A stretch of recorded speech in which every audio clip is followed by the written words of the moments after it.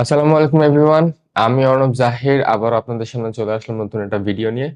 Title আর thumbnail দেখে আপনারা বুঝতেই পেরেছেন আজকে আমি কি বিষয় নিয়ে কথা বলবো। আমি আজকে আমার কানাডা স্টুডেন্ট ভিসার অ্যাপ্লিকেশনের এক্সপেরিয়েন্স নিয়ে কথা বলবো। ভিডিওটা মোস্টলি একটা স্টোরি টেলিং টাইপের হবে। সো চলুন ভিডিওটা শুরু করা যাক।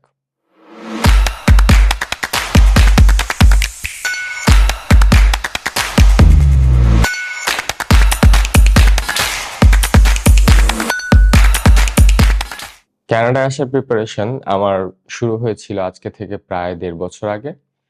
ফার্স্ট প্রিপারেশনে আমি যে কাজটা করেছি সেটা হচ্ছে আমার এডুকেশন ক্রেডেনশিয়াল অ্যাসেসমেন্ট। সেই রিলেটেড একটা ভিডিও আপনি আমার ইউটিউব চ্যানেলে পেয়ে যাবেন। সেকেন্ড স্টেজ, স্টুডেন্ট ভিসার ফার্স্ট স্টেজ হিসেবে আমি যে কাজটা করেছি সেটা হচ্ছে আমার আইএলটিএস এক্সাম ক্লিয়ার করা। সেই রিলেটেড একটা ভিডিও আপনি আমার ইউটিউব চ্যানেলে পেয়ে যাবেন। আইএলটিএস এক্সাম পারফর্ম করার পরে আমি স্টার্ট করি ইউনিভার্সিটি সিলেকশন। ইউনিভার্সিটি সিলেকশনের ক্ষেত্রে আমার অনেক কিছু মাথায় রাখতে হচ্ছিল। যেহেতু আমার প্রত্যেক সপ্তাহে প্রত্যেক সপ্তাহে আমার ১ দিন বা ২ দিন ইউনিভার্সিটিতে যেতে হবে। সো ইউনিভার্সিটি লোকেশনটা অনেক বড় একটা ফ্যাক্টর ছিল আমার কাছে। সো ইউনিভার্সিটি লোকেশন অনুযায়ী আমি ফার্স্টেই সিলেক্ট করেছিলাম ইউনিভার্সিটি অফ নায়াগ্রা ফলস। যেহেতু আমি হোটেল এবং ট্যুরিজম ইন্ডাস্ট্রি থেকে বিলং করি, আমার এক্সপেরিয়েন্স খুব হাইলি অ্যালাইন করে হোটেল এবং ট্যুরিজম ইন্ডাস্ট্রিতে। এই কারণে আমি ফার্স্টেই সিলেক্ট করেছিলাম university of Niagara Falls. University of Niagara Falls select করে দেন আমি ইউনিভার্সিটি অফ নায়াগ্রা ফলসকে আ ১ বছরের সেমিস্টার ফি পেমেন্ট করে দেই। আফটার দ্যাট আমি ইউনিভার্সিটি অফ নায়াগ্রা ফলস থেকে এলওএ পাই, লেটার অফ অ্যাকসেপ্টেন্স যেটা বলে। এলওএ এর পরে ইউনিভার্সিটি অফ নায়াগ্রা ফলসই ম্যাক্সিমাম 7 টু 8 ডেইজ এর মধ্যেই আমাকে প্রভিন্সিয়াল অ্যাটাস্টেশন লেটার যেটা পিএএল লেটার, আমাকে পাল লেটারটা প্রোভাইড করে। প্রভিন্সিয়াল অ্যাটাস্টেশন লেটার পাওয়ার পরে দেন আমি আসলে মানে কাকে দিয়ে ভিসা প্রসেস করাবো, কি করব, নিজে করব নাকি অন্য কাউকে দিয়ে প্রসেস করাবো, এই বিষয়টা নিয়ে একটু ঘাটাঘাটি করতে, করতে আমার কাছে একজন ইন্ডিয়ান আরসিআইসির ইনফরমেশন আসে যে হ্যাঁ, আমি তাকে দিয়ে করাতে পারি। আমি পরবর্তীতে ইন্ডিয়ান আরসিআইসি দিয়েই ভিসা অ্যাপ্লিকেশনটা প্রসেস করি। So university of Niagara Falls আমি যখন ১ম আ ইন্ডিয়ান আরসিআইসি দিয়ে যখন আমি ভিসার অ্যাপ্লিকেশনটা প্রসেস করি, তখন আ অ্যাপ্লিকেশন করার প্রায় ৪৫ দিন পরে হচ্ছে আমার ভিসার রিফিউজাল আসে। আমার ফার্স্ট রিফিউজাল আসার পরে আমি আসলেই মেন্টালি একটু ব্রেকডাউন এর মধ্যে ছিলাম। তখন আমি ধরে নিয়েছিলাম যে হ্যাঁ, ঠিক আছে, মোস্ট প্রবাবলি আ আমাদের ফাইন্যান্স ট্যাবে কোনো প্রবলেম ছিল। কজ আমি যখন ফার্স্ট টাইম অ্যাপ্লিকেশন করি তখন it's about February I guess, হ্যাঁ। সো ফার্স্ট টাইম যখন আমি ফেব্রুয়ারির দিকে অ্যাপ্লিকেশন করি তখন হচ্ছে এরকম কোনো সিচুয়েশন ছিল না বা এরকম কোনো অপশন ছিল না যে আপনাকে রিফিউজালের সাথে, সাথে অফিসার্স নোটসটা বা ডিসিশন নোটসটাও চলে আসতো। এরকম তখন অপশন ছিল না। এখন হয়েছে, বাট তখন ছিল না। তখন আমার আবার জিসিএমএস নোটের জন্য এপ্লাই করতে হয়েছে। GCMS note which is approximately take around 32 days. প্রায় ৩২ দিনের মতো লেগে গেছে আমার জিসিএমএস নোট আসতে। জিসিএমএস নোট হাতে পাওয়ার পর দেন আমি বুঝতে পেরেছি যে আচ্ছা, তাদের ফাইন্যান্স নিয়ে একটু বেশি প্রবলেম ছিল। তখন আমি বুঝতে পারলাম যে আচ্ছা, ঠিক আছে, হয়তো আমার যে ফিক্সড ডিপোজিটটা ছিল সেটা হয়তো ম্যাচুরিটি টার্ম পর্যন্ত যায়নি। এই কারণে হয়তো তারা বলতেছে যে ফাইন্যান্সিয়ালি আমি সলভেন্ট না বা সামথিং লাইক দিস। পরবর্তীতে আমি সেকেন্ড টাইম অ্যাপ্লিকেশন করার জন্য ফার্স্টেই ইউনিভার্সিটির সাথে যোগাযোগ করি। University of Niagara Falls. আমি তাদের সাথেই যোগাযোগ করি যে আমার তো ভিসা রিফিউজাল হয়েছে। এখন আমার সেমিস্টারটা ডেফার করাতে হবে। আমাকে ডেফার করিয়ে দেন অগাস্ট সেমিস্টারে দেন। মানে সেপ্টেম্বর ইনটেকে আমাকে আবার দেন। সো তারপর তারা সব সেমিস্টারে সমস্ত কাজকর্ম করে আমার সেমিস্টার ডেফার করিয়ে দেন সেপ্টেম্বর ইনটেকে আমাকে দেয়। সেপ্টেম্বর ইনটেকে যাওয়ার পরে আবার আমার নতুন করে প্রভিন্সিয়াল অ্যাটাস্টেশন লেটার নিতে হয়। আবার সমস্ত ডকুমেন্টকে আবার আমার নতুন করে কালেক্ট করতে হচ্ছিল। আর এই ক্ষেত্রে সবথেকে বড় প্রবলেমে আমি এই কারণে ছিলাম যে আমি ছিলাম না বাংলাদেশে। আমার বাবা ছিলেন শুধুমাত্র বাংলাদেশে। আমি, আমার মা, আমার ওয়াইফ সবাই ছিলাম আমরা মালয়েশিয়াতে। সো বাবাকে দিয়েই সমস্ত ডকুমেন্ট কালেক্ট করানো, তাকে দিয়েই সমস্ত ডকুমেন্ট সর্ট করানো, এগুলো আমার জন্য একটু প্রবলেমেটিক ছিল। আবার বাবা হচ্ছে টাইম টু টাইম আমাকে ডকুমেন্টগুলো স্ক্যান করে ছবি তুলে পাঠাচ্ছিল যে, "দেখো ঠিক আছে নাকি? কোনো স্পেলিং ভুল আছে নাকি? একটু ভালো করে দেখো।" আমি সবকিছু চেক-টেক করে দেন আবার নতুন করে অ্যাপ্লিকেশন করার জন্য রেডি হই। সেকেন্ড টাইম অ্যাপ্লিকেশন আমি সেম ইন্ডিয়ান ওই আরসিআইসি দিয়েই আমি করিয়েছি। সেকেন্ড টাইম অ্যাপ্লিকেশন করার পরে আমি অলমোস্ট আমার ইনটেক স্টার্ট হবে, আমার ক্লাস শুরু হতো মোস্ট প্রবাবলি অগাস্টের 28 তারিখ থেকে। সো আমি আর মানে I was pretty much confirm যে হ্যাঁ ঠিক আছে এবার তো ভিসাতে কোনো প্রবলেম হবে না, কজ আমার ফিক্সড ডিপোজিটের টার্ম তখন প্রায় 7 মাস, প্রায় 7 মাসের বেশি হয়ে গেছে।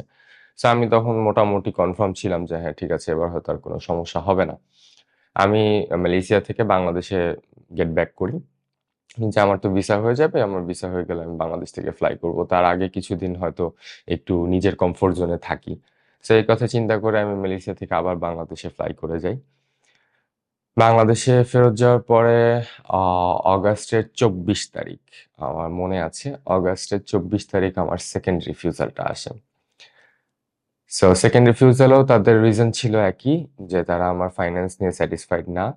আহ, তারা কোনোভাবেই বলতেছে না যে ফাইন্যান্সে কোন দিকটাতে তারা স্যাটিসফাইড না, সেটা হতে পারে যে আমার ফান্ডিং এর সোর্স বা হতে পারে ট্যাক্সেশন। কিন্তু তারা এই বিষয়টা ডিসক্লোজ করেনি যে ফাইন্যান্সের কোন ট্যাগটাতে তারা স্যাটিসফাইড না, তারা জাস্ট নর্মালি ইউজুয়ালি বলে দিছে যে তারা ফাইন্যান্স বিষয়টা নিয়ে স্যাটিসফাইড না। সো আমার সেকেন্ড টাইম রিফিউজাল আসার পরে তখন আমি কমপ্লিট একটা কমপ্লিট একটা ব্রেকডাউনের মধ্যে ছিলাম যে ভাই এবারও তো রিফিউজাল আসার কথাই ছিল না, কজ আমার সমস্ত ডকুমেন্ট লেজিট ছিল, সবকিছু খুব সুন্দর মতো রেডি করে সবকিছু অর্গানাইজ করে ফরম্যাট করে তারপরে আমি অ্যাপ্লিকেশন সাবমিট করলাম, তারপরও কেন হলো। ফর দ্য থার্ড টাইম আমি বাংলাদেশি একজন আরসিসির সাথে কথা বলি। ওনার কমিউনিকেশন খুবই ক্লিয়ার ছিল, প্রিটি মাচ ক্লিয়ার যে হ্যাঁ ঠিক আছে আমি একবার চেষ্টা করে দেখব, আর তোমার যে ডকুমেন্ট আছে আমার মনে হয় না যে তোমার ডকুমেন্টেশন অনুযায়ী তোমাকে রিফিউজ করার মতো কোনো রিজন তাদের আছে, হয়তো তোমার প্রেজেন্টেশনের ওয়েটা হয়তো ঠিক ছিল না। সো আমরা এই ডকুমেন্টগুলোকে সর্ট করব, কিছু বাড়তি ডকুমেন্ট আমরা অ্যাটাচ করব, করে দেন হচ্ছে আমরা আবার রিঅ্যাপ্লাই করব।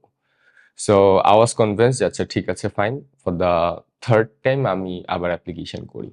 আর অ্যাপ্লিকেশন করার সময় আমার যে আরসিআইসি ছিলেন উনি বলতেছিলেন যে ইউনিভার্সিটি অফ নায়াগ্রা ফলস এটা তোমার জন্য বেটার হবে না, তুমি অন্য কোনো ইউনিভার্সিটি সিলেক্ট করো। তারপর আমি ভাইয়ার কাছে বললাম যে ভাইয়া আসলে মানে আরসিআইসি যে ওনার কাছে আমি বললাম যে ভাইয়া আসলে আমি যদি এখন আবার ইউনিভার্সিটি সুইচ করি তাহলে তো আমার আবার রিফান্ড নাও, দেন হচ্ছে আবার নতুন একটা ইউনিভার্সিটি অ্যাপ্লিকেশন করো, সেখানে আবার সেমিস্টার ফি প্রোভাইড করো। তো তারপরে উনি বললেন যে দেখো ইউনিভার্সিটি অফ নায়াগ্রা ফলস এর এখন অত ভালো রেপুটেশন নাই, so it's better to not go with them, তুমি হচ্ছে অন্য কোনো ইউনিভার্সিটি দেখো।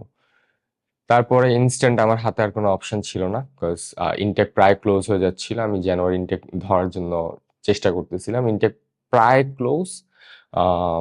বড় বড় বা বেটার কোনো ইউনিভার্সিটি কোনো ইনটেক আমার নেওয়ার কোনো অপশন ছিল না। সো আউট অফ নোওয়্যার যেহেতু একটা ডিএলআই চেঞ্জের কথা উঠেছে, সো আমি ভাবলাম আচ্ছা ঠিক আছে এখন যা পাওয়া যায় সেটাতেই কাজ চালিয়ে দিব। পরবর্তীতে আমি অ্যাপ্লাই করলাম আইবিইউ, ইন্টারন্যাশনাল বিজনেস ইউনিভার্সিটি। এখানে আমি অ্যাপ্লিকেশন করেছি।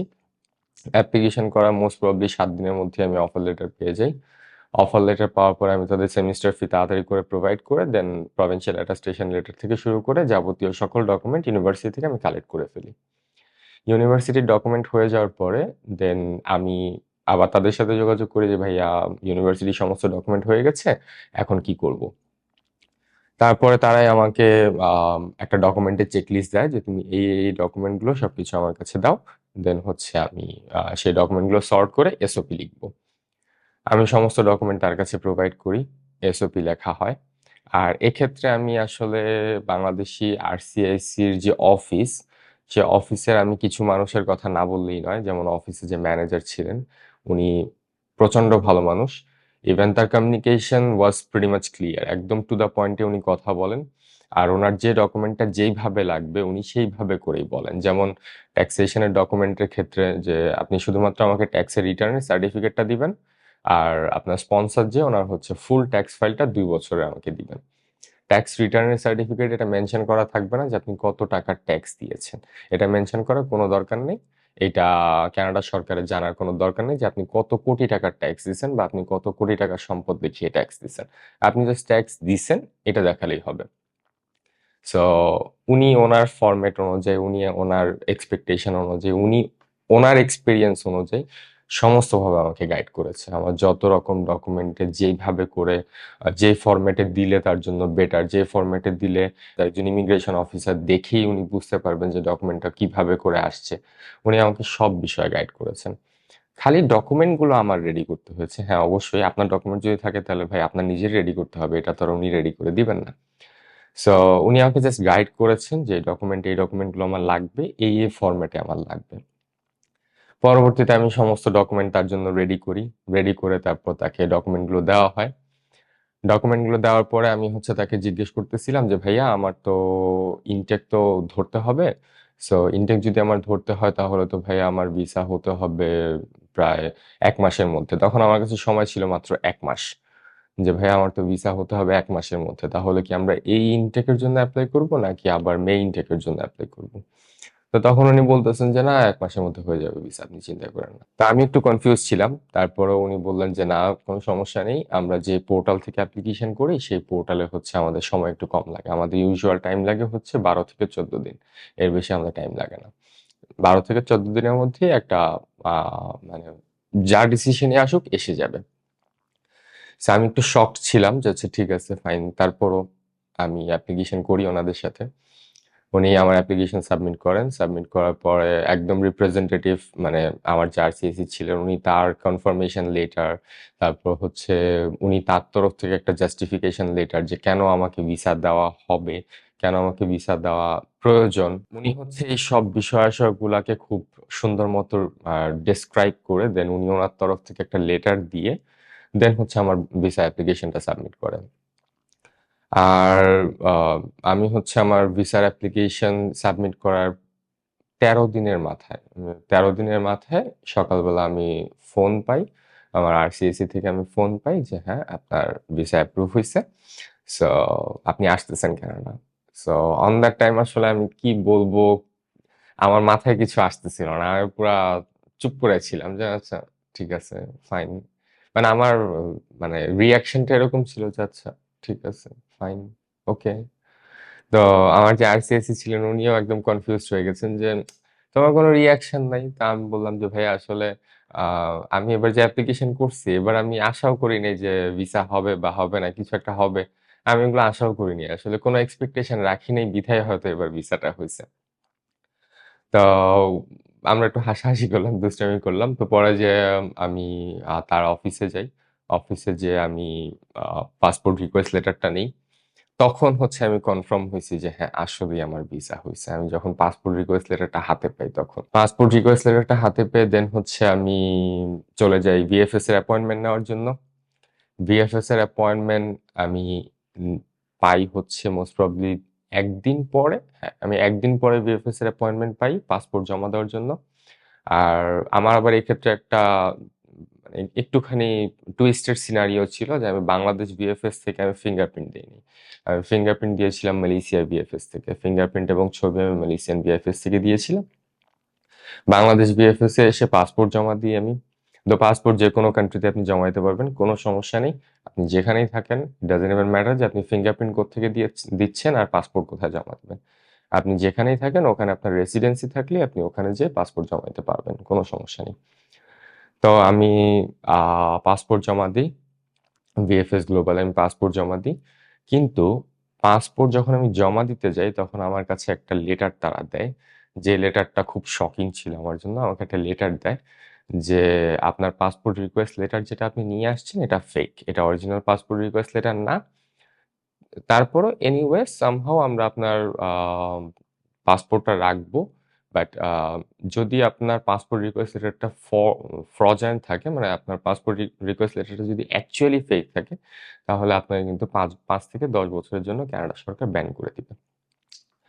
সো তারপরেও যদি আপনি আপনার নিজের রিস্কে পাসপোর্ট জমা দিতে চান দিতে পারেন। আমি তো মানে I was completely shocked যে কি বলতেছেন এইসব? ভাই আমি নিজে দেখে আসছি। আমি নিজে আইআরসিসি পোর্টাল থেকে পাসপোর্ট রিকোয়েস্ট লেটার ডাউনলোড করে নিয়ে আসছি। আচ্ছা ঠিক আছে ফাইন। আমি কনফিডেন্ট ছিলাম যে হ্যাঁ ঠিক আছে ফাইন। আমি নিজে যেহেতু দেখে নিয়ে আসছি সবকিছু। আমি নিজে জানি যে পাসপোর্ট রিকোয়েস্ট লেটার ফেক না, কজ আমি তো কোনো এজেন্ট দিয়ে করাইনি, আমি তো করিয়েছি আরসিআইসি দিয়ে। আর আরসিআইসি যত যাই কিছুই করুক এত বড় বাটপারি করবে না যে একটা ফেক পাসপোর্ট রিকোয়েস্ট লেটার দিয়ে তারপর হচ্ছে তারা জীবন ধ্বংস করে দিবে, এরকম কিছু করবে না। তা আমি বেশ সুন্দর মতো বললাম যে হ্যাঁ ঠিক আছে, ফাইন, হোয়াট এভার, আপনি পাসপোর্ট জমা রাখেন। আমার দেখারও দরকার নেই যে পাসপোর্ট রিকোয়েস্ট লেটার ফেক নাকি অরিজিনাল, এটা শুধুমাত্র কানাডা সরকার দেখলেই হবে। তা আমি বেশ সুন্দর মতো পাসপোর্ট জমা দিয়ে আসি। জমা দিয়ে আসার পরে অলমোস্ট 14 দিন, 14 দিনের মাথায় হচ্ছে আমি পাসপোর্ট ফেরত পাই। 12 দিন হ্যাঁ 13 দিন, 13 দিন অ্যাকচুয়ালি, 13 দিনের মাথায় আমি পাসপোর্টটা ফেরত পাই। পাসপোর্ট ফেরত পেয়ে যখন মানে পেজ উল্টায় দেখলাম যে হ্যাঁ ঠিক আছে, ভিসা আসছে, তো তখন আমি যে ওই ভিএফএস এর যেই অফিসার আমাকে এই লেটারটা দিয়েছিল যে আমার পাসপোর্ট রিকোয়েস্ট লেটারটা ফেক, তা আমি যে তাকে দেখায় আসি যে ভাই ভিসা কিন্তু দিয়ে দিছে, আপনি বলছিলেন পাসপোর্ট রিকোয়েস্ট লেটারটা ফেক, তারপরও হোয়াট এভার, ভিসা দিয়ে দিছে, সমস্যা নেই, দেখা হবে না আবার, বলে দেন হচ্ছে আমি বাসায় চলে আসি। বাসায় চলে আসার পরে হচ্ছে শুরু হয় প্যাকিং। তো আমি প্যাকিং প্যাকিং না অ্যাকচুয়ালি, শপিং এর যে টুকটাক বিষয় আসে সেগুলো আমি আগেভাগেই শুরু করে দিয়েছিলাম। বাট বাসায় আসার পরে শুরু হয় হচ্ছে প্যাকিং আর ফ্লাইট চেক করা। এখন সবথেকে বড় প্রবলেম ছিল হচ্ছে ফ্লাইট। কজ আমার ইনস্ট্যান্ট আসতে হবে। আমার আমার হাতে একদমই সময় ছিল না। আমার ক্লাস শুরু হয়ে যাবে হচ্ছে আ জানুয়ারি মাসের ৬ তারিখ থেকে। আর আমি হচ্ছে কোনো টিকিটই পাচ্ছিলাম না। একদম মানে কমপ্লিট বুকড এরকম সিনারিওর মধ্যে যাচ্ছিলাম। তো আমি আ বাংলাদেশ বিমানের অনেক কষ্টে মষ্টে বাংলাদেশ বিমানের একটা ফ্লাইট পাই। আমি নিজেই বুক করি অবশ্য ফ্লাইট। আমি কোনো এজেন্সি কারো কাছেই যাইনি। আমি নিজেই বুক করেছিলাম ফ্লাইট। বাংলাদেশ বিমানের একটা ফ্লাইট হচ্ছে আমি ম্যানেজ করতে পারি। সেটা ছিল ডিসেম্বর মাসের ২৭ তারিখ। সো ফ্লাইট থেকে এয়ারপোর্টে নামার পরে ফার্স্টলি আমাকে একটা ছোট একটা ওদের একটা সেলফ মেশিন থাকে, সেলফ চেকআউট মেশিন টাইপের। ওখানে যেয়ে হচ্ছে আমার ছবি তুলতে হয়েছে। আমাকে একটা স্লিপ দিয়েছে। আমি সেই স্লিপটা নিয়ে বেশ সুন্দর মতো ইমিগ্রেশনের জন্য দাঁড়িয়েছি। ইমিগ্রেশন ওদের ওখানে ২ টো সেক্টর। একটা সেক্টর হচ্ছে যদি আপনার কোনো ডকুমেন্টের প্রয়োজন নাই, যে আপনার স্টাডি পারমিট, ওয়ার্ক পারমিট আপনার কিচ্ছু লাগবে না, তখন আপনি হচ্ছে স্ট্রেইট ডান দিক থেকে বের হয়ে যেতে পারবেন। আর আপনার যদি স্টাডি পারমিট বা হচ্ছে ওয়ার্ক পারমিটের প্রয়োজন পড়ে তাহলে হচ্ছে আপনাকে ভিতরে আরেকটা আ লাইন আছে, ওই লাইনটাতে আপনার যেতে হবে। তা আমাকে বলতেছে যে, "ঠিক আছে ফাইন, তুমি ওই লাইনে যাও।" আমি বেশ সুন্দর মতো ওখানে গেলাম। যাওয়ার পরে দেন ইমিগ্রেশন অফিসার যে ছিলেন উনি আমাকে জাস্ট সিম্পল ৩ টা কোয়েশ্চেন করেছেন। কোন ইউনিভার্সিটি? আইবিইউ। কোন program? MBA. MBA full form কি? বললাম যে masters of business administration. Great, okay. বলে ইন দ্য মিন টাইম হচ্ছে উনি স্টাডি পারমিটটা প্রিন্ট করলো। প্রিন্ট করে আমার হাতে দিয়ে দিল যে হ্যাঁ, you are good to go. তারপরে অ্যাজ ইউজুয়াল এয়ারপোর্টে যা, যা হয় লাগেজ কালেক্ট করলাম। বাট এখানে সবথেকে ফানি বিষয় ছিল এটা, আমি বেশ সুন্দরমতো বাংলাদেশ থেকে জ্যাকেট-ট্যাকেট পরে টরেই আসছিলাম। আমি জানতাম যে হ্যাঁ, আমি যখন ল্যান্ড করতেছি তখন কানাডাতে একদম পিক উইন্টার। সো আমি মোটামুটি বাংলাদেশ থেকে প্রিপেয়ার্ড হয়েছিলাম। থার্মাল-টার্মাল পরে দেন হচ্ছে আ উপরে জ্যাকেট-ট্যাকেট মাইনাস গ্রেডেড জ্যাকেট-ট্যাকেট পরে আমি পুরো রেডি ছিলাম। বাট এয়ারপোর্টে তো হিটার চলতেছিল। আমার লাগতেছিল একটু হালকা, হালকা গরম। যার কারণে আমি জ্যাকেটের চেইনটা মানে জ্যাকেটের যে ফ্রন্ট চেইনটা আছে, ফ্রন্ট চেইনটা আমি বেশ সুন্দর মতো খুলে হিরোর মতো, একদম পুরা হিরোর মতো ট্রলিগুলা নিয়ে হিরোর মতো আমি বের হইতে নিছি। যেই আমি মেইন গেটটা থেকে বের হইছি, মনে হইলো যে মনে হয় ঠান্ডা বাতাস আমার গালের মধ্যে ২ টা চড় দিছে। যে ভিতরে যাও, যে একদম ফুললি প্যাকড আপ হয়ে আসো। আমি মাত্র এই কার্ডটা নিয়ে বের হইছি, আবার একদম সাথে, সাথে ইউ-টার্ন নিয়ে কার্ডটা নিয়ে ভিতরে ঢুকে গেছি। ঢুকে সাথে, সাথে জ্যাকেটের চেন-টেন লাগায় একদম পুরা মানে আম কানটুপি-টানটুপি পরে তারপরে হচ্ছে হুডি-টুডি উঠায় দিয়ে প্রপারলি প্যাকড আপ হয়ে তারপরে বের হইছি। তখনও মানে লিটারালি এয়ারপোর্ট থেকে বের হওয়ার ১ মিনিটও হয়ে পারেনি। আমি জাস্ট ট্যাক্সির জন্য দাঁড়িয়েছিলাম। এয়ারপোর্ট থেকে বের হওয়ার ১ মিনিটের মধ্যে আমার হাত জমে বরফ হয়ে যাচ্ছিল। আর আরো একটা কাজ আমি করেছিলাম।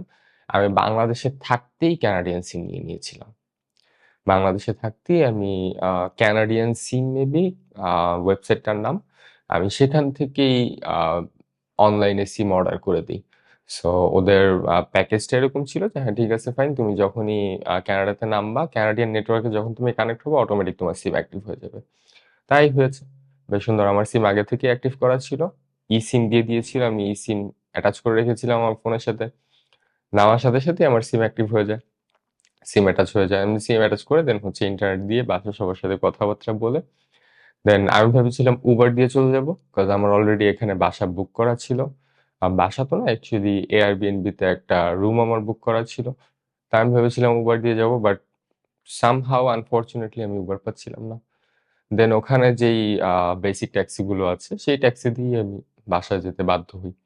সো এই ছিল আমার কানাডা আসার এক্সপেরিয়েন্স এর খুবই সামারাইজ একটা এডিশন। খুবই সহজভাবে, খুবই ছোট করে আমি আপনাদেরকে বলে দিয়েছি। বাট প্রসেস গুলো এত সহজ ছিল না।